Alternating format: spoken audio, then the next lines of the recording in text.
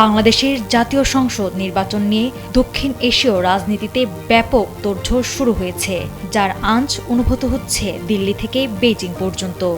এই নির্বাচনের ফলাফল আঞ্চলিক ক্ষমতার সমীকরণে এক বড় ধরনের রদবদল ঘটাতে পারে, এমনটি ধারণা করছেন আন্তর্জাতিক রাজনৈতিক বিশ্লেষকরা। নির্বাচিত সরকার ক্ষমতায় এলে বাংলাদেশের পররাষ্ট্র নীতি কি নতুন মোড় নেবে?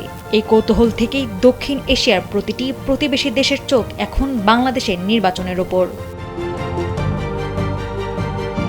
ফরাসি বার্তা সংস্থা এএফপি বলছে, হাসিনা আমলে চীনের সঙ্গে বাণিজ্য ও প্রতিরক্ষা খাতে শক্ত সম্পর্ক বজায় রেখেছিল বাংলাদেশ।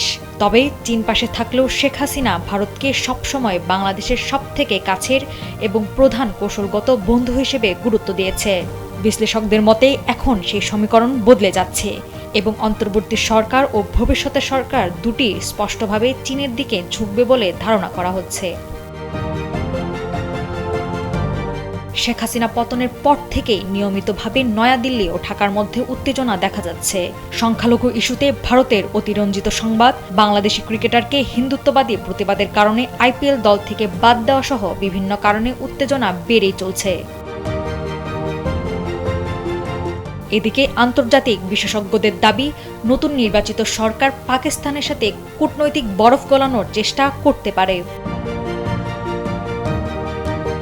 অবসরপ্রাপ্ত কূটনীতিক হুমায়ুন কবির মনে করেন, নির্বাচনের পর বিএনপি জিতলে ভারত বাংলাদেশ সম্পর্ক স্থিতিশীল হতে পারে। এমনকি জামায়াতে ইসলামও এবার নির্বাচনী প্রচারে ভারতের প্রতি অনেক বেশি বাস্তববাদী অবস্থান নিয়েছে বলে উল্লেখ করেন তিনি।